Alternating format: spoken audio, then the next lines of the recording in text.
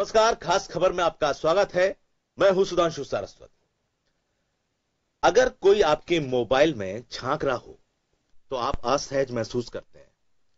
अगर आपको पता लगे कि आपके कंप्यूटर में जितना डेटा है या आपके मोबाइल में जो डेटा है बैंक का या दूसरा डेटा, वो किसी को पता लग चुका है तो आप विचलित हो जाएंगे।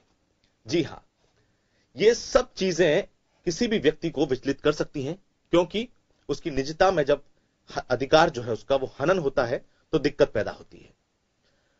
सरकार ने एक आदेश, जो कि कानून बना हुआ है 69 का जो सेक्शन 1 है, उसके तहत एक अधिसूचना जारी की और उसके तहत इस अधिसूचना में यह आदेश दिया कि जो इंटेलिजेंस एजेंसियां हैं, हमारी जो जांच एजेंसियां हैं, 10 एजेंसियों को, कि भाई वो किसी के भी कंप्यूटर, मोबाइल, ईमेल पे क्या डेटा है उसको जांच सकती हैं, उसको जब्त कर सकती हैं, उसको खंगाल सकती हैं।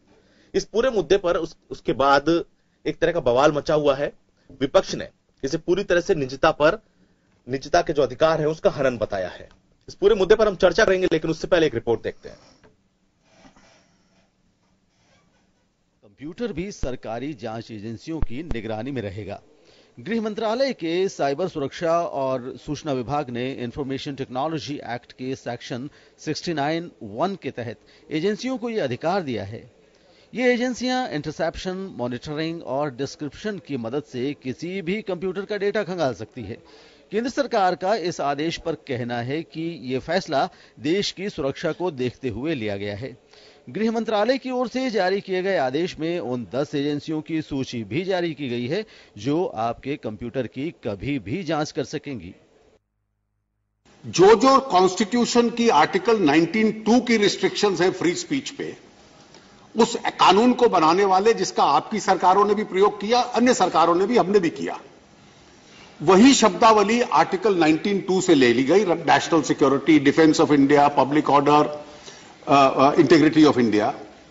जब इसके साथ कोई व्यक्ति खिलवाड़ कर रहा होगा तो ऑथराइज्ड एजेंसीज को अधिकार होगा कि जैसे टेलीग्राफ एक्ट में नेशनल सिक्योरिटी के केस में वो इंटरसेप्शन कर सकते थे, जिसके माध्यम से हम टेररिस्ट पकड़ते हैं, वो आईटी एक्ट में जब आईटी इंस्ट्रूमेंट्स के थ्रू होगा तो वही अधिकार पैरेलल उसमें दिया गया। तो देश की सुरक्षा के लिए वो कानून जो यूपीए ने बनाया, उसकी प्रक्रियाओं के अंतर्गत ये तो अकाउंटेबल बनाया गया है।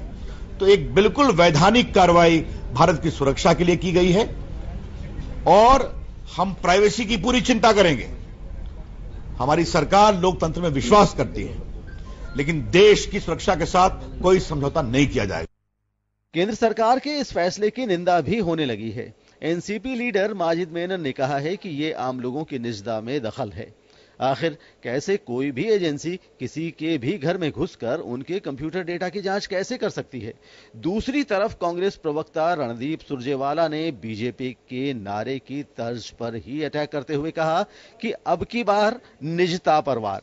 कांग्रेस और कई अन्य विपक्षी दल इस फैसले का विरोध जता रहे हैं।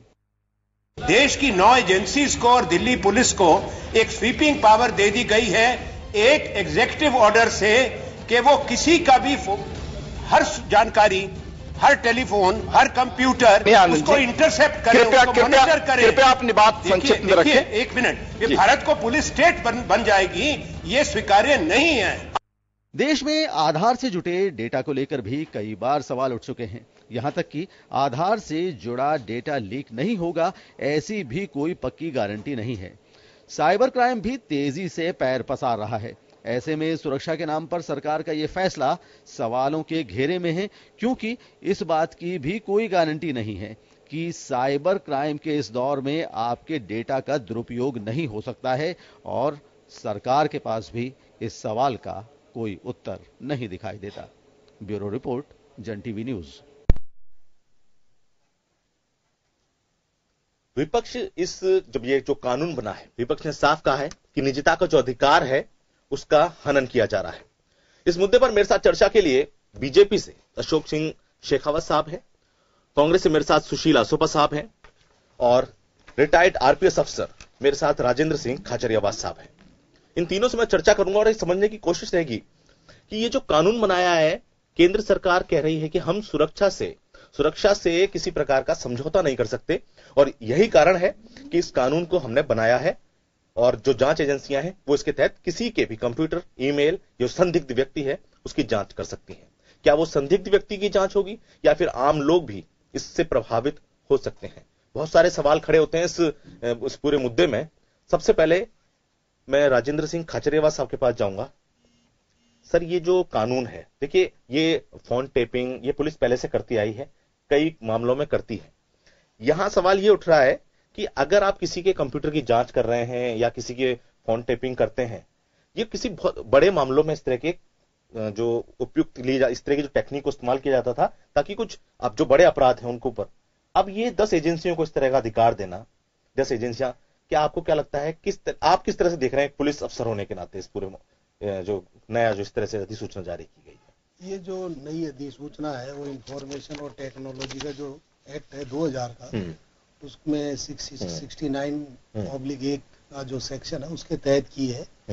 इसमें दरअसल में क्या है कि पिछले कुछ दिनों से ऐसा महसूस किया जा रहा था कि भारत की जो सुरक्षा है उसमें कहीं ना कहीं सेंध लग रही है, और जो बाहर के देशों में जो आतंककारी गुट हैं वो आपके फेसबुकों के माध्यम से, ट्विटर के माध्यम से, और भी स्काई कैप वगैरह इस तरह की कई जो आपके सोशल मीडिया की जो साइट्स हैं जी, और इसके अलावा ईमेल के जरिए, आपके गूगल के जरिए, जीमेल के जरिए, ये इनके मार्फत जो हमारी सुरक्षात्मक जानकारियां हैं उनका और आतंककारी घटनाओं को आपस में आदान प्रदान कर रहे हैं। ये इस तरह का भारत सरकार के पास इस तरह का जब फीडबैक गया है, और उसके साथ में ये भी था कि कुछ फंड भी ट्रांसफर हो रहे हैं, और उन आतंककारियों को, चाहे वो कश्मीर में हो पत्थर फेंकने वालों को हो, चाहे दूसरे लोग जो देश के अलग अलग हिस्सों में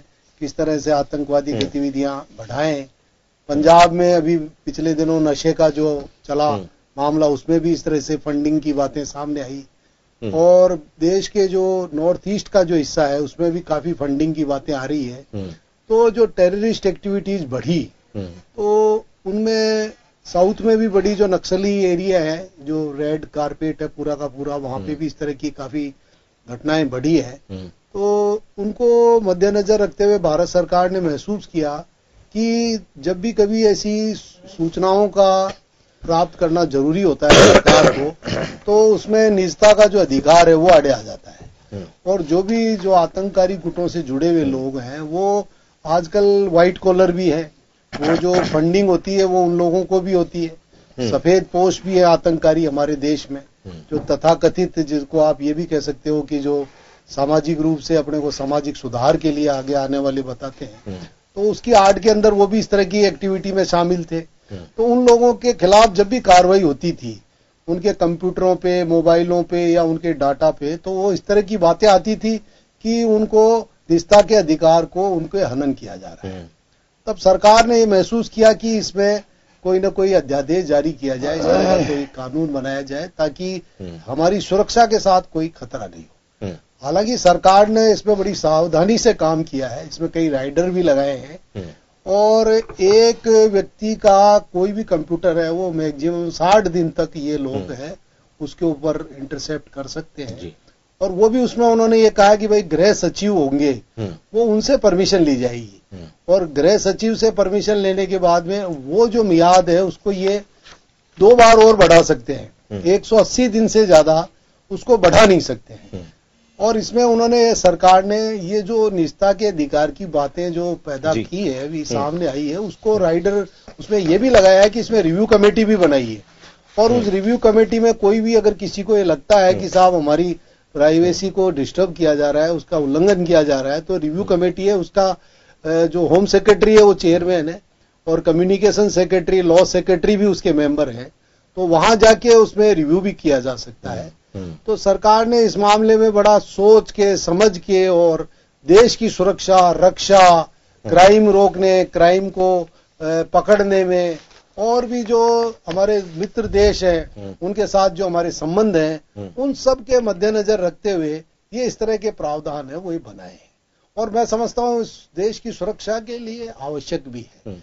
और निश्चित रूप से एक जो खतरा विपक्ष के लोगों को लग रहा है वो ये उनकी जायज है, ये समस्या है, क्योंकि पहले भी इस तरह के कई बार दुरुपयोग की घटनाएं पहले की सरकारों में सामने आती आई है। और वो जिस रूप में जिस तरह से जो भी आदेश पारित होते हैं तो वो सरकारी एजेंसियां होती है, उन्हीं के मार्फत उनका मिसयूज भी किया जाता है। तो निश्चित रूप से इसको रोकना चाहिए, चेक करना चाहिए और इसका जो प्रयोग है या इसका उपयोग है वो देश की सुरक्षा में ही लेना चाहिए। अगर इसको ये राजनीतिक रूप से, राजनीतिक लोगों के डाटा लेने के दृष्टिकोण से या जिसको कहते हैं विद्वेष की भावना से या राजनीतिक द्वेष की भावना से अगर इसका कहीं पे भी प्रयोग होगा तो निश्चित रूप से उससे इस जो अध्यादेश की या इस आदेश की जो इसकी एक सेंसिटिविटी है वो मेरे ख्याल से इसकी कम हो जाएगी। तो मैं समझता हूं इस तरह के जो अगर सरकार को भी इस तरह की बातों से बचना चाहिए और विपक्ष को भी अभी आदेश जारी हुआ है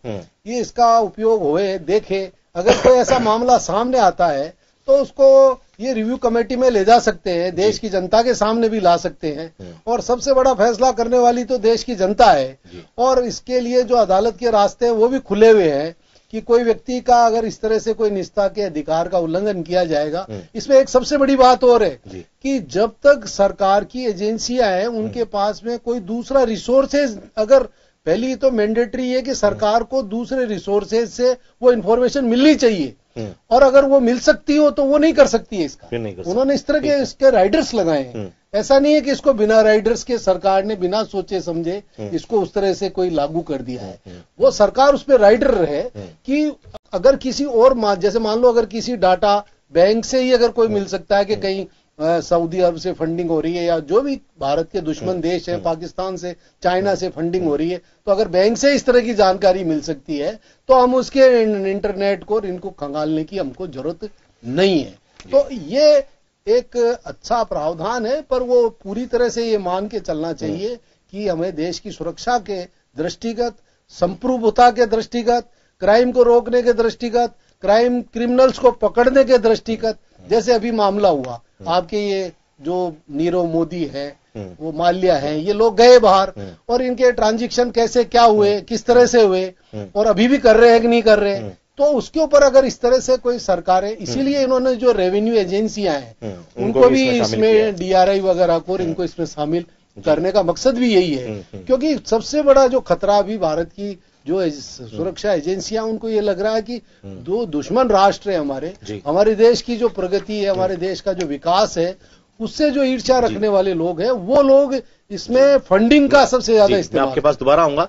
अशोक सिंह जी, ये जो कायदा जो जिस तरह से अधिसूचना जो जारी हुई है उसके बाद से विपक्ष का जो एक भाई विपक्ष का मानना यह है कि जो निजता पर हक, निजता के जो अधिकार है उसका हनन है पूरी तरह से, कि आप लोग इसका जो दुरुपयोग है वो किसी आम व्यक्ति के साथ भी हो सकता है, किसी ऐसे व्यक्ति के साथ भी दुरुपयोग हो सकता है। लोगों का डेटा जो कि बहुत महत्वपूर्ण है डेटा, वो मतलब लीक हो सकता है, चोरी हो सकता है। देखो, सबसे बड़ी बात तो ये है कि क्वेश्चन राइज कैसे हुआ, ये उठा कैसे। ये राज्यसभा के अंदर चर्चा आई, चर्चा में आपके विपक्ष के नेता गुलाम नबी आजाद कांग्रेस के और आनंद शर्मा जी, उन्होंने कहा कि साहब नया कंप्यूटर आया, इस पर समस्या आती है, लेकिन बात आप देखिए कि आप किस प्रकार से, जिस प्रकार से उन्होंने प्रश्न पूछा, यदि उसकी तथ्य की जानकारी उनको भी होनी चाहिए थी, इस प्रकार से वो जनता को किस प्रकार से कहना चाहते थे और वहां पर सत्ता दल थे उसको कैसे कहना चाहते थे, उसका कोई पता नहीं पड़ा। जहां तक ये बात आती है कि जनता को भी जानना चाहिए और विपक्ष को जानना चाहिए इसके तथ्य क्या है, उसके बारे के अंदर डिटेल से आपके वित्त मंत्री जी थे, उन्होंने पूरा बताया कि किस प्रकार से ये क्या है। उन्होंने ये तक बताया कि इंडियन जो टेलीकॉम जो एक्ट जो बनाया, जो 100 साल पहले का बनाया हुआ है, जिसमें जितने भी आपने सेक्शन जो आर्टिकल जो 19(2) है उसमें रेस्ट्रिक्शन लगाए हैं कि आपके देश की एकता, अखंडता, आपके कानून व्यवस्था से संबंधित भी है और भी जितनी व्यवस्था है उसमें आपके जो एक्सप्रेशन ऑफ फ्रीडम की राइट है उसको एक्सटेंड कर लेते हैं, उनको रोका जा सकता है। वही चीजें जो आपके वर्तमान में आप देखेंगे जो इस जो एक्ट में है, जो 2000 के अंदर लेके आए हैं, 69 का 1 में दिया हुआ है, क्लोज दिया हुआ है, उस क्लोज के तहत ही जितने भी एडवाइजरी जारी होती है, जो एडवाइजरी जारी होती है, जो एक तरह से देश की एकता और अखंडता के खिलाफ जो कोई कार्रवाई करते हैं, जो कि उस समय जो आप टेलीग्राम की व्यवस्था थी, लेकिन आधुनिकरण के बाद के अंदर आप कंप्यूटराइज व्यवस्था आई, कंप्यूटर के अलावा आप जो मोबाइल व्यवस्था आई है, उसमें व्यवस्थाओं के किस प्रकार से आतंकवादी की गतिविधियां बढ़ रही है और देश की एकता और अखंडता कैसे चरमरा सकती है, इसके लिए समय समय के ऊपर उसमें एडवाइस जारी होती है। और सबसे बड़ी मतलब एक बात है, जिन्होंने इसका क्वेश्चन उठाया 2009, जो वर्तमान में उठाया था 2009 में, वो खुद इसको कानून को लेके आए और उसमें अमेंडमेंट करके लेके आए कि इस प्रकार की हम ला सकते हैं। और वैसी की वैसी व्यवस्था के अंदर आपको जितनी भी नोटिफाइड जितनी भी एजेंसियां होती है, जो 10 के लगभग आपने कहा, ये 10 के लगभग एजेंसियां हैं, वो पहले 2009 से आती आ रही है। और वो टेली जो एक्ट था उसमें भी नोटिफाइड थी और इसमें भी नोटिफाइड थी, और वो हरदम हर कई 2-3 साल के अंदर एडवाइजरी जारी करती रहती है। तो यूपीए गवर्नमेंट में एडवाइजरी जारी हो रही थी और वर्तमान में एडवाइजरी जारी हुई है, वो देश की एकता और अखंडता के लिए जारी हुई है। तो ये इस प्रकार से जिसने राय का एक बनाया कि राय से कांग्रेस बनाना चाहती, पहाड़ बनाना चाहती थी, पहाड़ नहीं बन सकता। आप जिस प्रकार से आपके चुनाव नजदीक आते जा रहे हैं, देखिए कांग्रेस चुनाव के नजदीक के अंदर आप किस प्रकार से एडवाइजरी को आप राजनीतिक मुद्दा बनाना चाहते हैं। ये भी कहा कि आप एमपी और राजस्थान और जो छत्तीसगढ़ में जो जब कांग्रेस की सरकार बनी है, वहां हारने के बाद आप लोग एक तरह से कहीं बौखला गए। कोई कांग्रेस को ये लगता है कि कहीं ना कहीं इसका जो दुरुपयोग है वो राजनीतिक दृष्टि से ज्यादा किया जा सकता है। देखो कि किसी भी कानून का कोई पहलू आता है और कानून का पहलू की बात की है ही नहीं है। जो एक्ट बना हुआ है 2000 में, इंडियन आपका तो टेलीकॉम एक्ट बना हुआ है, उसके अलावा जो एडवाइजरी 2009 के अंदर जारी गई है, उसके बाद कंटिन्यू आप कानून आप लेके आए, रूल्स आप लेके आए, उसको फॉलो कर रही है। अब यार वर्तमान में जो एनडीए गवर्नमेंट फॉलो कर रही है उसमें एडवाइजरी जारी कर रही है, तो आप उसमें कैसे कह सकते हैं कि कोई अध्यादेश जारी हुआ, क्या संसद से कोई जारी हुआ अध्यादेश? कुछ बात ही नहीं है। एक एडवाइजरी जारी है, गृह विभाग की करी है और आपके चीफ सेक्रेटरी सभी स्टेटों का है। यदि इस प्रकार की इंट्रिकेटी की बात आती है तो आप उनको कंप्यूटर में इंपेक्ट कर सकते हो, वो पहले से भी होता आ रहा है। क्या कोई जांच एजेंसी कोई भी किसी भी एविडेंस को कलेक्ट कर सकती है? तो एविडेंस को कलेक्ट करने के लिए उसको पावर जो पहले दिए हैं उसके अंदर उसको क्लियरिफिकेशन करने के लिए बार बार में कोई भी एडवाइजरी जारी होती है, उसका एक चुनावी जो आ रहे हैं उसमें एक बेनिफिट लेने के लिए बार बार में ये एक राज्यसभा की जैसी संस्था है उसका ये उपयोग कर रहे हैं, जो खुद आप कानून लेके आए हो। ठीक है असुबा साहब, बीजेपी का यही कहना है कि भाई देखिए ये सुरक्षा के साथ समझौता हम नहीं कर सकते हैं, देश की अखंडता, एकता, संप्रभुता ये बहुत महत्वपूर्ण है। और ये जो एडवाइजरी जारी की गई है, जो जांच एजेंसियों को जो अधिकार दिया गया है कि आप किसी के भी कंप्यूटर को खंगाल सकते हैं, आप किसी संदिग्ध को अगर आपको लगता है, लेकिन आपको क्या लगता है कि भाई ये इसका पॉलिटिकल दुरुपयोग किया जा सकता है आगे? देश की एकता, अखंडता और संप्रभुता के लिए कांग्रेस को भारतीय जनता पार्टी से कोई सीख लेने की जरूरत है नहीं। महात्मा गांधी, इंदिरा गांधी, राजीव गांधी ने देश की एकता और अखंडता के लिए अपनी जान कुर्बान की है। लेकिन मैं तो इनके इस एक्शन पे एक टिप्पणी करूंगा केवल, जे ही प्रभु दारुण दुख दे ही ताही पहले हर ले ही। अब ये बजरी से और खनन घोटालों से गई हुई भाजपा सरकार राजस्थान में जो कह रहे थे ना एक सरकार बनाने की कोशिश कर रहे हैं, बजरी से चली गई आपकी सरकार। अब इस एक्ट से आपकी सरकार केंद्र में चली जाएगी अपने आप ही। मैं तो हमारे एक नहीं है, एडवाइजरी है। जो एडवाइजरी मान लो यार कुछ भी कह लो इसको, जो आपका कृत्य, मैं आ रहा हूं अशोक सिंह जी आपके पास, जो आपका ये जो कृत्य वर्तमान में उभर के आया है मैं उसकी बात कर रहा हूं।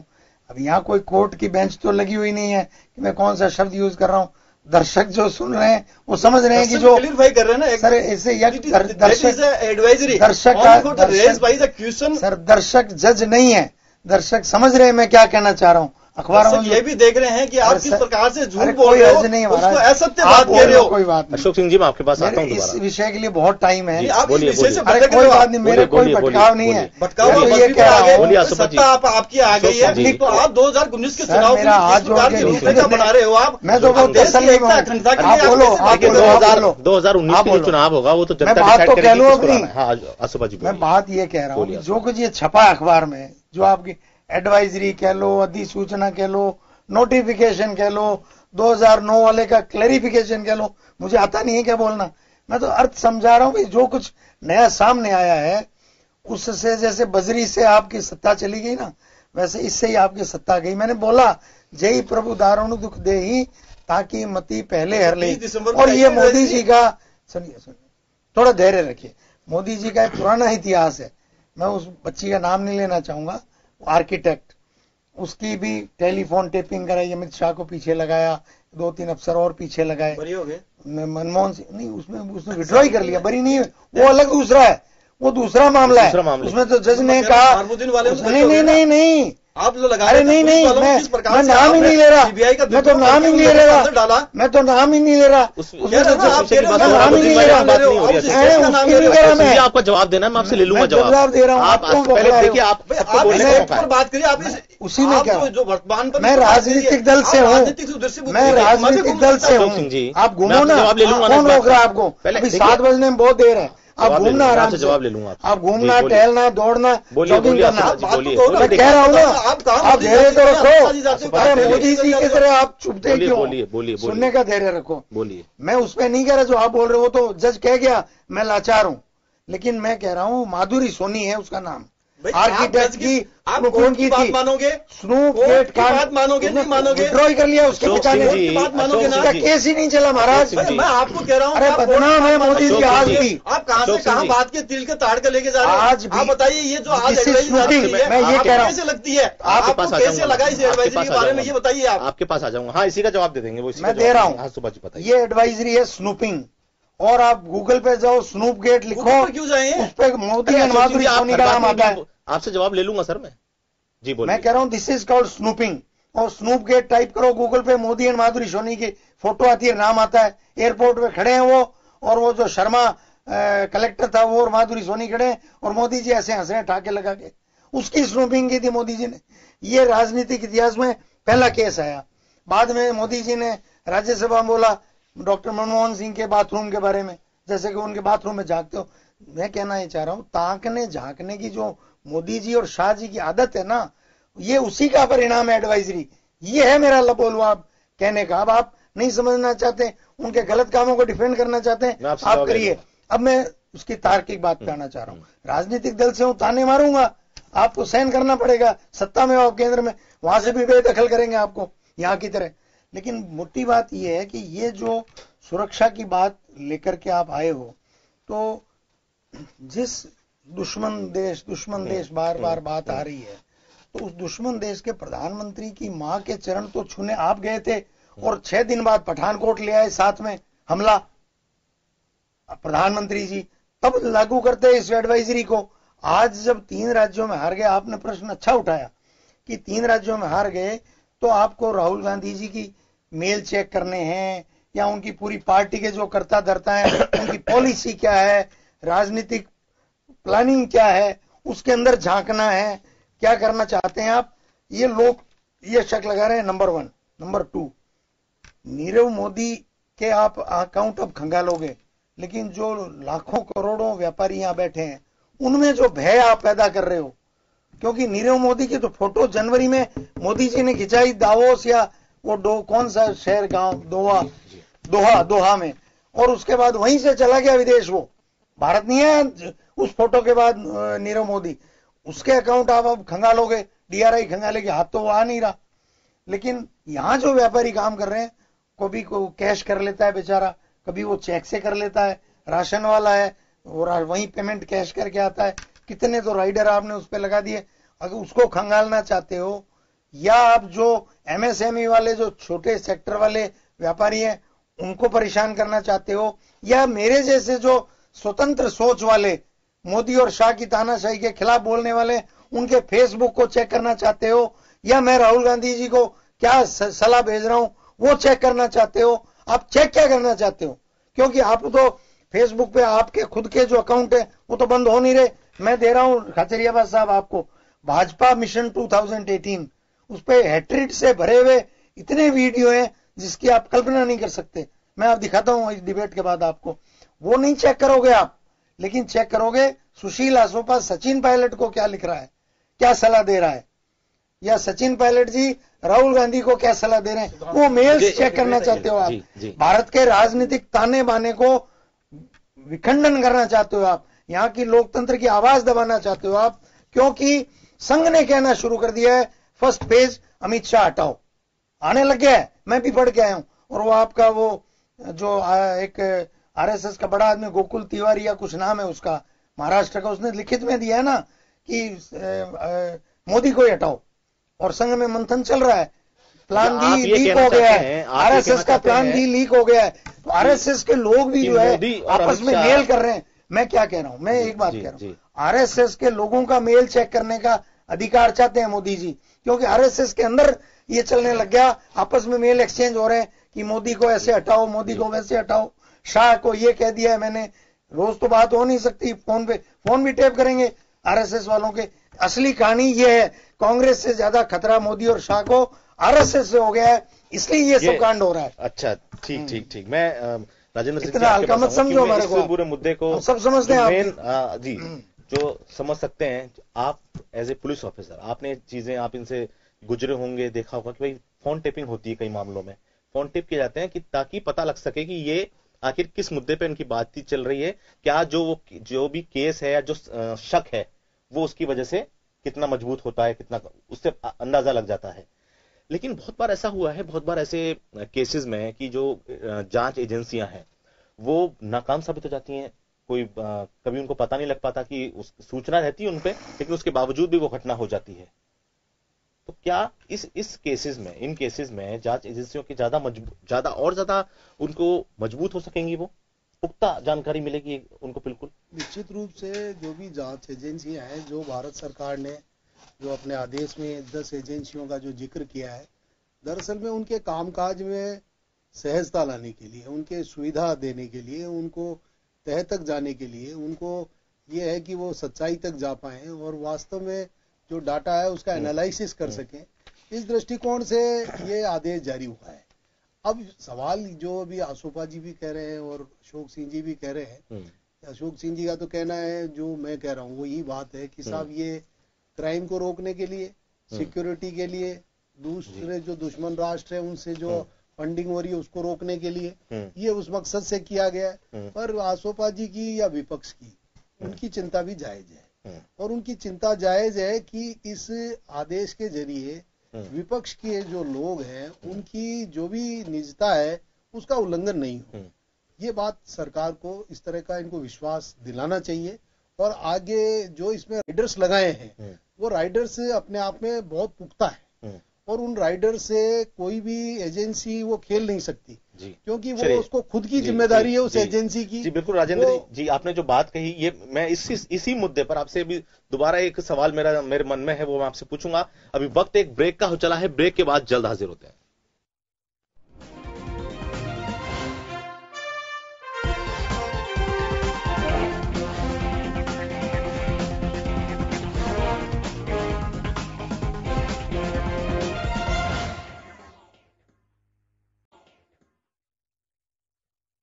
ब्रेक के बाद आपका फिर से स्वागत है खास खबर में।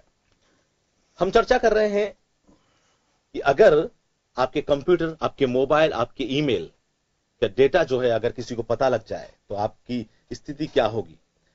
सरकार की जो जांच एजेंसियां हैं, सरकार ने एक अधिसूचना जारी करके उनको एक हक दिया है कि भाई आप जो संदिग्ध लोग हैं, आपको लगता है कि ये संदिग्ध है या देश की सुरक्षा के लिए, राष्ट्रीय सुरक्षा के लिए खतरा है, तो आप उसके डेटा की जांच कर सकते हैं, उसको खंगाल सकते हैं।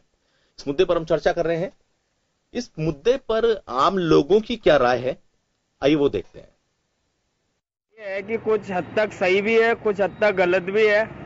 कुछ चीजें पर्सनली चेट करेंगे वो सरकार देखेगी, और कुछ चीजें ऐसी भी है कि कोई आतंकवादी गतिविधियां हो उसके लिए भी जहाँ तक ये चीज अच्छी भी है। सरकार की पहल पर जो जिस तरह का ये प्रावधान किया जा रहा है कि आपके जो कंप्यूटर पर निगरानी की जाएगी और जो जांच एजेंसियों उनको अधिकार दिए गए हैं जब्त करने के, ये मैं इसको अनुचित मानता हूँ। ये निजता का अधिकारों का उल्लंघन है कि बिना किसी वजह किसी को परेशान नहीं किया जाना चाहिए, और किसी की जो व्यक्तिगत जीवन है वो क्या कर रहा है क्या नहीं कर रहा है इस तरह से जासूसी कराना बिल्कुल अनुचित है। केंद्र सरकार ने जो सुरक्षा के नाम पर कंप्यूटर में घुसपैठ करने का जो सुरक्षा एजेंसियों को अधिकार दिया है बहुत निंदनीय है। इससे जो सुरक्षा एजेंसियां जो जांच के बहाने किसी को भी परेशान कर सकती है और उनके घर के अंदर घुसने का प्रयास किया जा रहा है। तो मेरे अकॉर्डिंग तो मानना है कि ये सरकार जो कर रही है कि मोबाइल के अकॉर्डिंग देखा जा रहा है तो वो सही है। लेकिन ये है कि अगर कोई इंसान अपनी प्राइवेसी,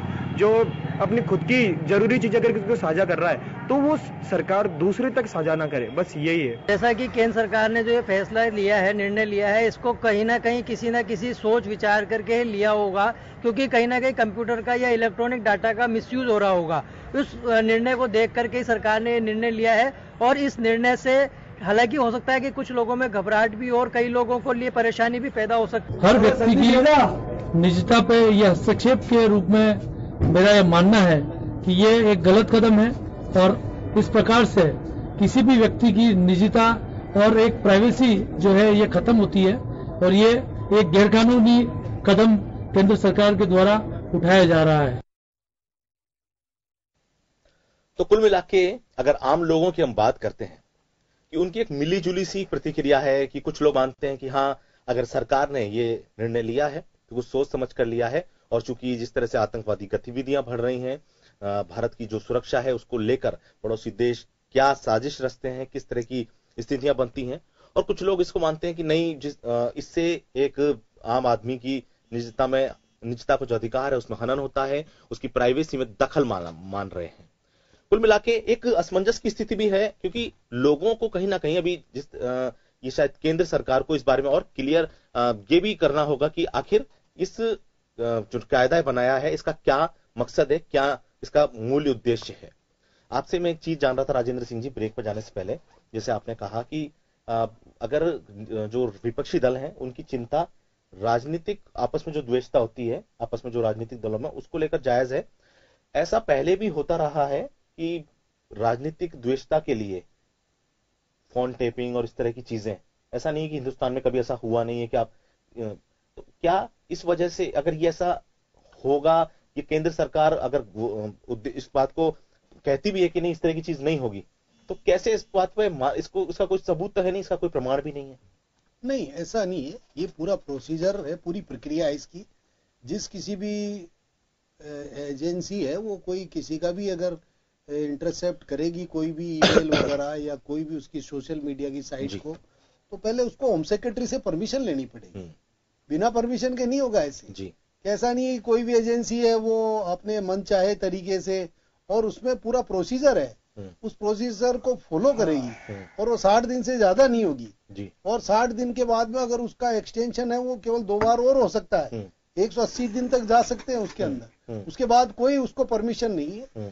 साथ में ये भी अगर आपको ये लगता है, आपको कहीं किसी तरह से ये जानकारी मिलती है, चूंकि वो एजेंसियां आपके पास आ भी सकती है कि हम डिकोड करेंगे आपके कंप्यूटर को, तो आप है जो उसमें रिव्यू कमेटी में जा सकते हो, आप बता सकते हो कि साहब हमारे बताइए क्या किस बात की जांच करना चाह रहे हैं आप। तो ऐसा नहीं है इसको कि इसको विपक्ष को जो चिंता है वो इसको थोड़ा सा इंतजार करना चाहिए, इस तरह का कोई कंटेंट सामने आवे तब विरोध करना चाहिए। अभी केवल विरोध के लिए विरोध जो हो रहा है ना वो ठीक नहीं है। दरअसल में सरकार की चिंता इस समय सुरक्षात्मक मामलों को लेकर है, परंतु विपक्ष क्या सोच रहा है कि पहले जब सरकार में विपक्ष भी रहा है और ये सरकार अब सरकार में है, तो पहले जिस तरह से फोन टेपिंग वगैरह आपस में एक दूसरे के लोग करते थे, तो वो एक इनके दिमाग में बैठी हुई कि भाई हमने भी फोन टेप किए लोगों के, तो अब ये हमारे इस तरह के खाते भी देख सकते हैं, हमारे मेल भी देख सकते हैं, हमारे सोशल मीडिया साइट्स को भी पूरा का पूरा देख सकते हैं। तो इनकी ये चिंताएं दरअसल में उससे जुड़ी हुई है, क्योंकि इनके प्रीवियस जो एक्सपीरियंस है वो दोनों दलों के ऐसे हैं कि दोनों दलों में चाहे कोई भी सरकार रही हो, सरकार ने आप ये देखिए कि जो इंटेलिजेंस एजेंसियां हैं उनके मार्फत हमेशा से इस तरह के काम करती है जी। जो राजनीतिक पॉलिटिकल लोग हैं उनके ऊपर नजर रखती है कि उनकी क्या एक्टिविटी हो रही है, किस तरह से वो क्या काम काज कर रहे हैं। और निश्चित रूप से कोई भी सरकार में अगर कोई व्यवस्था चला रहा है तो उसको इस बात का ध्यान रखना ही पड़ता है। मैं इसको कोई गलत भी नहीं मानता, क्योंकि सरकार चला रहे हैं वो लोग, उनको जनता ने चुना है, जनता ने उनको बहुमत दिया है, जनता ने उनको सरकार बनाने की एक तरह से अनुमति दी है, तो वो कोई भी कानून लाने के उस कानून को इम्प्लीमेंट करने का उनको अधिकार है। परंतु विपक्ष की भी चिंता जायज है, वो अगर मामले को अगर सामने नहीं रखेगा जनता के, और इस प्रकार की जो आने वाली चुनौतियां हैं, जो आने वाली परेशानियां हैं, उनको अगर जनता के सामने नहीं रखेगा, सरकार के सामने नहीं रखेगा, आप लोगों के माध्यम से पूरे सार्वजनिक नहीं करेगा, तो उनको भी यह है कि भाई हमारी ज्यादा जांच पड़ताल ज्यादा करेगी गवर्नमेंट और खुले तौर पे करेगी। अब जो इसका विरोध हो रहा है तो निश्चित रूप से जांच एजेंसियां हैं उनको अपने दायरे में रहकर काम करना पड़ेगा, वो दायरे से बाहर नहीं जाएंगी, प्रक्रियाओं का पालन करना पड़ेगा, उनको समय समय पर जो भी नोटिफिकेशन या जो आदेश की जो भावनाएं हैं उनकी कदर करनी पड़ेगी और उसके बाद वो सब कर पाएंगे। तो इसलिए दोनों अपनी अपनी जगह ठीक है। विपक्ष की चिंता भी स्वाभाविक है और पक्ष सत्ता पक्ष है वो चूंकि इसको अपने दृष्टिकोण से ले रहा है कि हम देश की सुरक्षा के मद्देनजर, संप्रभुता के मद्देनजर, कानून व्यवस्था के मद्देनजर और अपराधों को रोकने के लिए, अपराधियों को पकड़ने के लिए और जो ये फंडिंग्स वगैरह हो रही है उसके लिए वो कर रहे हैं। तो उनका अभी आप सामने जब तक कोई नहीं आएगा, किसी तरह की कोई इरेगुलरिटी है या कोई इस तरह का कोई केस सामने आता है तो उसके बाद उसके ऊपर अपन चर्चा करेंगे कि सरकार ने क्या सही किया, क्या गलत किया। परंतु अगर आप पहले से ही अगर इस तरह का अगर हम इसका विरोध का वातावरण तैयार करेंगे तो वो मैं समझता हूँ अनुचित है।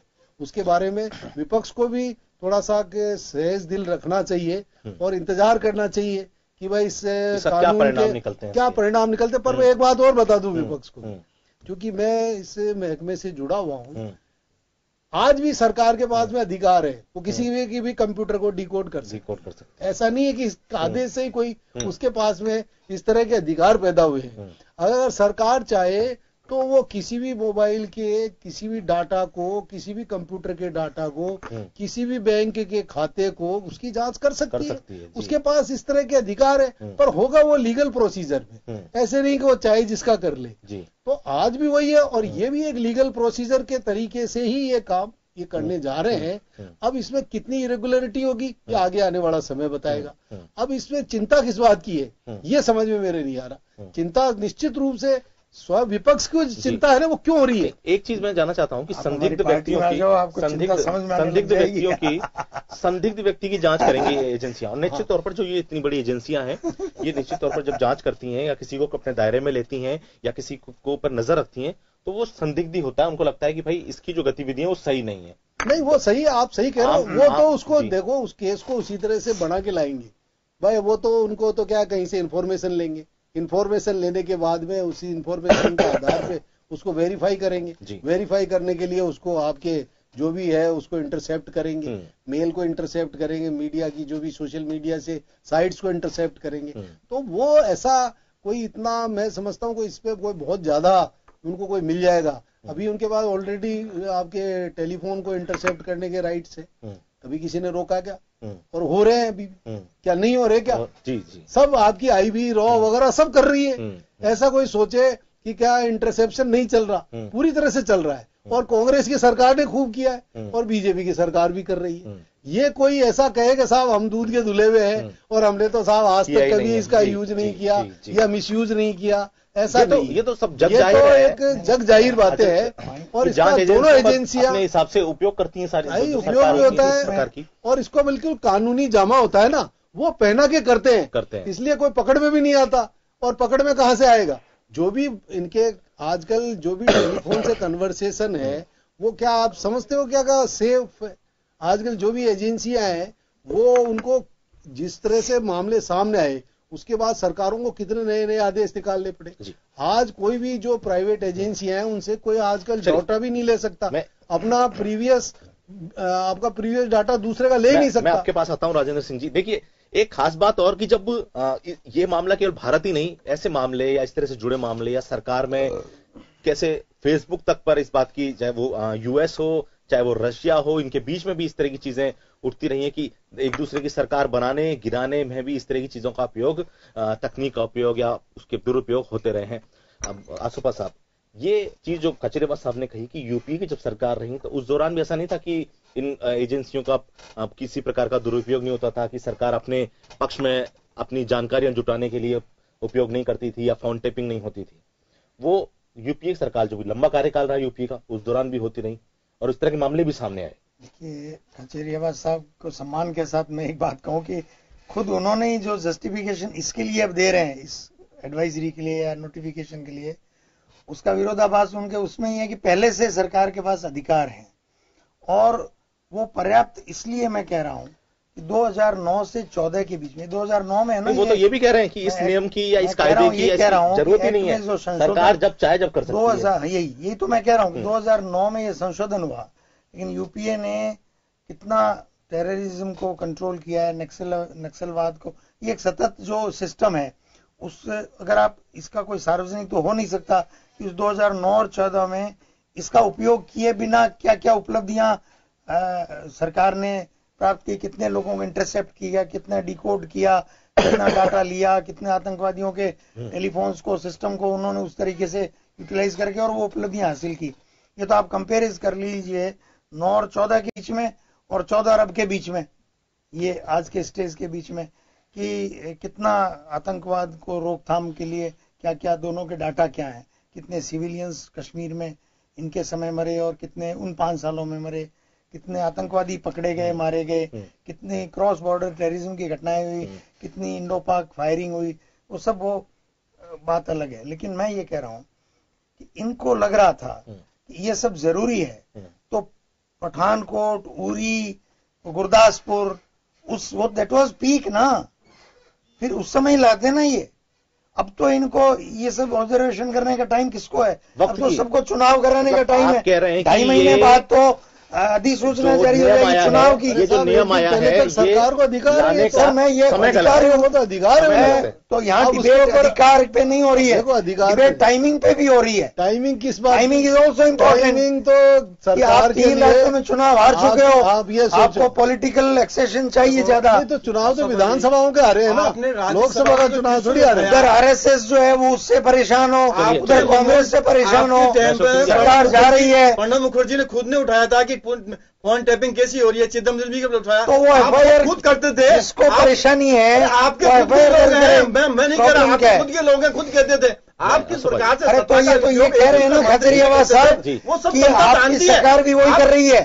हम तो वो कहाँ कर रहे हैं, हम तो कह रहे हैं कि आतंकवादी गतिविधियां कानून के अनुसार आप गुरदासपुर रोक पाए क्या? पूरी रोक पाए क्या? पठानकोट रोक पाए क्या? नहीं है। और आप वाजपेयी की संसद पे हमला रोक पाए क्या? इस तरह से और आप विमान का अपहरण रोक पाए क्या? नहीं है क्या? मैं पूछ रहा हूँ, मैं 5 प्रश्न पूछ रहा हूँ, नहीं है क्या? वो चीजें 5 कटरियों के प्रश्न पूछ रहा हूँ।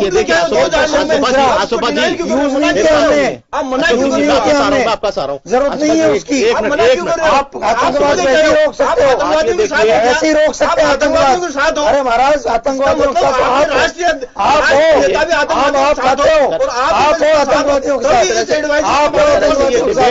देखिए 5 प्रश्न उठा रहा हूँ, मैं 5 प्रश्न उठा रहा हूँ। 5.5 साल आम खा रहे थे, 5.5 साल से आम खा रहे हो, कंटिन्यू जारी हो रही है। पाकिस्तान का आम खा रहे हो, 5.5 साल से आम खा रहे हो, पाकिस्तान के आम खा रहे हो, पाकिस्तान का आम खा रहे हो, 5.5 साल पाकिस्तान। क्यों बहस को खराब कर रहे हैं अशोका जी? क्यों बहस को खराब? आप इस समय खराब 5.5 साल से आम खा रहे हो, पाकिस्तान के जलेबी खा रहे हो। एक मिनट अशोका जी, ये नवाज शरीफ की जलेबी खा रहे हो आप, आ रहा हूँ मैं, नवाज शरीफ की जलेबी खा रहे हो 5.5 साल से। मुझे तो शर्म तो आती नहीं। संसद पे हमला होता रहा, संसद पे हमला होता रहा। मैं कह रहा हूँ मुद्दा क्या है? आप मेरा प्रश्न ये है, आप तो सही बात कीजिए ना। निठल्ली निकम्मी सरकार है भाजपा की। आप संसद में हमला होता रहा, विमान अपहरण होता रहा, आपके उरी होता रहा, गुरदासपुर होता रहा, पठानकोट होता रहा। बेशर्म सरकार है, सरकार देश की सुरक्षा नहीं कर सकती, आपने कभी भी देश की सुरक्षा नहीं कर सकते आप, और 5 साल के अंदर देश की सुरक्षा नहीं कर सकते आप, कितनी घटनाएं बताइए। देश की सुरक्षा नहीं कर सकते आप। करते हैं सुरक्षा की 3 महीने बच के आरएसएस विरोध में आपके, आरएसएस विरोध में आपके, आरएसएस से डर के कानून लाए हो, आरएसएस से डर के कानून लाए हो। आप तो आतंकवाद आरएसएस वालों को मेल चेक करने हैं आपको, मतलब आपको आरएसएस वालों के फोन टेप करने हैं, आपको आरएसएस वालों के फोन टेप करने हैं। वो तो वो जवाब दे देंगे, वो तो वो जवाब दे देंगे कि किस लिए क्या। मैं आरएसएस के फोन टेप करने इसलिए कानून लाए हो। आपके समय में भी तो सारी घटनाएं हुई हैं, आपके समय में भी तो आतंकवादी घटनाएं हुई। सर हमने कंट्रोल किया उसी से, हजारों लोग हमारे टाइम संसद पे हमला नहीं हुआ, संसद पे हमला नहीं हुआ हमारे टाइम। आपके समय में हाईजैकिंग नहीं हुई हमारे टाइम, तो सोनिया गांधी पूरी नहीं हुआ हमारे टाइम, पठानकोट नहीं हुआ, गुरदासपुर नहीं हुआ, नहीं आई। सोते रहे आप। ये बातें कहाँ से आई? आप आतंकवाद डिबेट के मजमून को, डिबेट का जो एक हमारा जो उद्देश्य है उसको अगर हम भटका देंगे। अशोक सिंह जी, आसोपा जी चाहे वो संघ का आरोप लगा रहे हों, चाहे वो दूसरे आरोप हैं, जिस तरह के भी विपक्ष के जो आरोप हैं, क्या सरकार राजनीतिक दृष्टि से देखिए कि आप तो चूंकि आप बीजेपी से जुड़े हुए हैं, बीजेपी जो केंद्र सरकार है, क्या राजनीतिक दृष्टि से इसका दुरुपयोग आने वाले समय में जो विपक्ष की चिंता है, क्या वो नहीं होगा किसी प्रकार से, या केवल सुरक्षा की भारत हिंदुस्तान की सुरक्षात्मक दृष्टि को देखते हुए ही ये सब चीजें जो नियम है वो लागू किए जाएंगे? 2.5 महीने पहले देखो, सबसे बड़ी बात तो ये देखिए, आप अभी समय की बात कर रहे हैं ना, आसोबा साहब मानते हैं कि चुनाव हुए, चुनाव के बाद आया राजनीतिक दल आते हैं तो राजनीतिक दल के हिसाब से भी किस प्रकार से ये पूछ रहे हैं वसुंधरा जी का टेलीफोन टैप होने की चिंता तो नहीं है आपको? ये पूछ रहे हैं, उसका प्रश्न ये उठा सकते हैं, इनको उठाने के लिए इनका राइट है, उठाइए। ये विपक्ष सवाल उठा रहा है, विपक्ष उठाइए, कोई बात नहीं है, लेकिन टाइमिंग की बात आ रही है, 2.5 महीने की बात आती है, वो छोड़िए। आप ये बताइए, इस जो आपका जो एडवाइजरी जारी करी है, इससे पूर्व क्या इस प्रकार की एडवाइजरी जारी नहीं हुई? क्या इस प्रकार की जो 10 एजेंसी है, 10 जिस प्रकार की एजेंसी है, क्या उसको कोडिफाई नहीं किया गया, कि उनको सम्मिलित नहीं किया गया? 2009 में खुद का सम्मिलित किया गया। यही तो कह रहे हैं भाई, आप कह रहे हैं कि इसमें एडवाइजरी में वो कहा कि राजेंद्र सिंह जी कह रहे हैं की बात है, 180 वैसे ही है सब कुछ। भाई साहब, नीरव मोदी फोटो खिंचाएगा नीरव मोदी को मोदी के साथ, लोन किसने दिया? लोन दिया, लोन देना तो बात नहीं है, लोन देने के साथ साथ आपने क्या किया नीरव मोदी को, कि उसके जो डॉक्यूमेंट्स थे वो फर्जी डॉक्यूमेंट्स बनाए, इसलिए वो बाहर बक्के गया है। वो फर्जी डॉक्यूमेंट्स किसने बनाए? आपके पास कौन किसने किया? 4 एप्लीकेशन आपके डिपार्टमेंट में, जेल में डालो ना, किसने दिए? तो जेल में डालो ना भाई। क्या कर रहे हो? पौने 5 साल से दिए, पौने 5 साल से क्या कर रहे हो? क्या उसके ईडी के द्वारा फोटो तो आप खिंचा रहे हो? कार्रवाई किसने करे? महाराज लिख के पहले ही दे दिया। मैं दूं आपको जवाब, किसने किया? जवाब दूं आपको, जवाब दूं, आपने लॉ बनाया, जवाब दूं आपको, जवाब दूं आपको, आपने जवाब चाहिए, मेकअप नहीं बनाया, आपको जवाब चाहिए, कितने मैं जवाब देता हूँ। ईडी ने उनकी जवाब दूं आपको, मैं जवाब आपको जवाब दूं क्या? सब कुछ करिए, मैं दूं क्या जवाब? ये है कि इस डिबेट आपको जवाब दूं क्या? उससे उठा करके आप दूसरे मुद्दे मैं जवाब दूं आपको? कहना मतलब है जनवरी 18 में 9 जो 2 सर ऐसा है, उसकी कंप्लेंट जनवरी 18 में नीरव मोदी पे डिबेट करिए। नहीं कर रहा हूँ मैं, नीरव मोदी पे डिबेट नहीं कर रहा हूँ मैं। अशोक नीरव मोदी जनवरी में था मोदी के साथ देखने के लायक बना रहने दीजिए। 2015 में आपने लोन नीरव मोदी पे डिबेट नहीं कर रहा हूँ, बड़े ही सेंसिटिव इश्यू पे बात की जा रही है। 16 में लिख के दिया ईडी को, अशोक सिंह जी, वित्त मंत्री को, नीरव मोदी मिसयूज कर रहे हैं, उसको लोन दे रहे हो, मिसयूज कर रहे हैं। 2015 में अशोक प्रधानमंत्री कार्यालय को लिख के दिया, तो पूरी कार्रवाई 2015 में सीबीआई भी है, 2015 में 2015 की कार्रवाई भी हो रही है, 2015 में प्रधानमंत्री को लिख के दिया, मोदी पे पहुंच गए, फ्लोवर में प्रधानमंत्री को लिख के दिया 2015 में। डिबेट नहीं नीरव मोदी चोरी कर रहा है, आपको क्या चौकीदार चोर है? मैं क्या करूं? आसोबा जी प्लीज, आप भी क्या करो प्लीज, आसोबा जी प्लीज, चौकीदार क्या है क्या नहीं है? अशोक सिंह जी, कोई मेटेरियल नहीं था, मेटेरियल नहीं था इनके पास में, जो घुमा के कहीं न कहीं लेके आ रहे हैं। क्या होगा? फर्क पड़ता है, जनता देख रही है, आरएसएस वाले देख रहे हैं। चलिए आरएसएस वसुंधरा जी का टेलीफोन टेप होगा। मैं तो देखिए, आप आरोप का जवाब देते हैं, वसुंधरा जी का टेलीफोन टेप होगा कि नहीं? वो क्या बता पाएंगे आपको? वो बता सकते हैं कि आपको वसुंधरा जी का मेल टेप होगा कि नहीं? वसुंधरा जी ललित मोदी के साथ जो मेल एक्सचेंज करेगी वो होगा कि नहीं? मैं आगे राहुल गांधी जी का होगा नहीं होगा? के ऊपर अरे ये कोई मुद्दे नहीं है सर, लोग देखते हैं, लोग हंसते हैं, लोग आप लोगों को देख के हंसते हैं फिर कि भाई देखिए राजनीतिक दल के लोग किस तरह से बात करते हैं। सर क्या करें, इशू यही है। राजेंद्र सिंह जी, ये गंभीरता हमारी जो डिबेट की है वो फिर लुप्त हो जाएगी, होती हुई दिखाई देगी। सही कह रहे हो आप। जो एक बहुत महत्वपूर्ण सवाल है, देखिए जब ये प्रक्रिया, जब जांच एजेंसियां अपनी प्रक्रिया शुरू करती हैं किसी भी जांच को करने की, या किसी भी संदिग्ध, उसमें भाई ये मामला संदिग्ध लग रहा है, चाहे वो किसी आतंकवादी गतिविधि से जुड़ा हो, चाहे किसी फ्रॉड से जुड़ा हुआ हो, तो इसमें क्या इसमें ऐसा भी संभव है कि आम लोग इसकी जद में, मान लीजिए संदिग्ध लोग तो आते हैं, क्या ऐसा भी संभव है जो लोग संदिग्ध ना हो उनको भी कहीं किसी प्रकार के कभी नुकसान उठाना पड़ जाए? नहीं, ऐसा नहीं है। इसमें देखो क्या है कि जैसे कि आपने कोई भी जांच एजेंसी है ना, वो अपने ऊपर क्यों लेगी? सरकारें आएगी चली जाएंगी, ठीक, राजनीतिक दल सत्ता में रहेंगे, कल हट जाएंगे। ये कोई भी अधिकारी, कोई भी सरकारी एजेंसियां, काम करने वाले नौकर कर्मचारी, वो लोग अपने इस बात को रिकॉर्ड पे, चूंकि ये सारा का सारा मामला बड़ा गोपनीय होगा, रिकॉर्ड में रहेगा, होम सेक्रेटरी परमिशन देंगे, ग्राउंड्स होंगे, उन ग्राउंड्स को वो वेरीफाई करेंगे, उनको बताना पड़ेगा कि साहब ये कारण है, इसके कारण से हमको इनकी इंटरसेप्शन की आवश्यकता है। तो ये अपने पर्सनल क्यों लेगी एजेंसियां, सरकारी एजेंसी? तो निश्चित रूप से इसका देखो दुरुपयोग अगर कोई होगा तो वो सामने आएगा, तो तब जाके अपने को बात एक मैं जोड़ रहा हूँ, अनरिकॉर्डेड दुरुपयोग हो सकता है कि नहीं, ये और कैसे होगा? अनरिकॉर्डेड हो ही नहीं सकता, अनरिकॉर्डेड नहीं हो सकता। वो कैसे नहीं हो सकता? नहीं, वो तो कैसे हो सकेगा जब आप ये कह रहे हैं, आप कह रहे हैं, आप कह रहे हैं, अरे आप टेलीफोन टेप होते रहते हैं पहले भी। टेलीफोन टेप होना वो एक अलग मैटर है, इसमें तो बिल्कुल क्लियर कट उन्होंने इसमें राइडर भी लगा दिया। उन्होंने कहा कि जब तक, मैंने आपको इसका एक उदाहरण भी दिया कि जब तक वो डाटा लेने की जरूरत नहीं करेंगे, जब तक कि उनको इंटरसेप्शन नहीं करेंगे, जब तक उनको किसी दूसरी एजेंसी से वो डाटा मिल जाएगा। वैसे ही अगर उन्होंने उसके प्रयास नहीं किए, जैसे कोई मान लो बैंक का डाटा है, एक मिनट, जैसे मेरे को किसी फंडिंग की जांच करनी है, जैसे पाकिस्तान से फंडिंग हुई है मेरे खाते में, पर अगर मैं बैंक एक्सिस बैंक से अगर मुझे पता लग सकता है, तो अगर उस एजेंसी ने एक्सिस बैंक जाकर अगर ये मेरा खाता देख लिया और मेरी फंडिंग को प्रूव नहीं किया, अब जाके मेरे वो नेट पे आके मेरे मेल को चेक करेगी या मेरे मेल को इंटरसेप्ट करेगी, तो वो चीज नहीं है, इसमें कर ही नहीं सकते। इसमें आपकी पूरी संभावनाएं समाप्त होने के बाद इसको लास्ट जो वीपन के रूप में इंडिसेंट वे बताओ आप। इंडिसेंट वे तो आपको ज्यादा पता होगा, क्योंकि आपने ज्यादा राज किया है। आपने एक बात अब आपने 60 साल राज किया, इन्होंने विचारों ने 10 साल राज किया है। अब 60 साल में एक्सपीरियंस आपका ज्यादा है ना। अब आप एक्सपीरियंस का मतलब आप कह रहे हो, आप बताओगे एक्सपीरियंस तो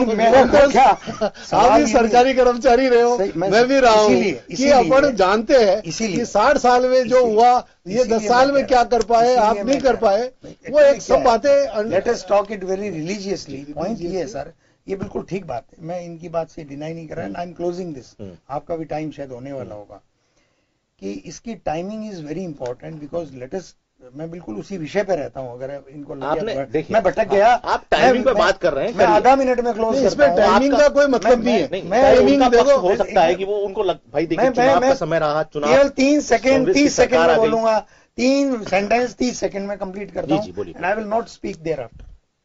मेरा ये कहना है, पिछले 4.5 साल में जो आतंकवाद और नक्सलवाद और देश में जो काला धन और टैक्स चोरी, ये वो जो कुछ शक इसमें आए हैं, जिस लिस्ट है, उसकी कोई वो तो है नहीं। मैं वो नोटबंदी वो सब अभी उल्लेख नहीं करूंगा, बहुत बातें हो चुकी है।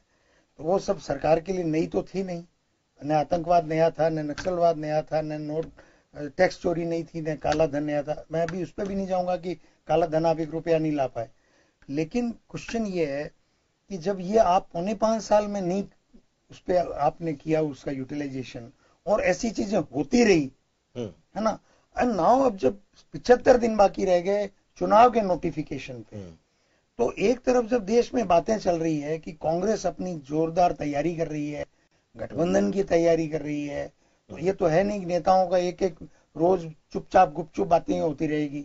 अल्टीमेटली ये जो इलेक्ट्रॉनिक माध्यम है वो अपने आप में।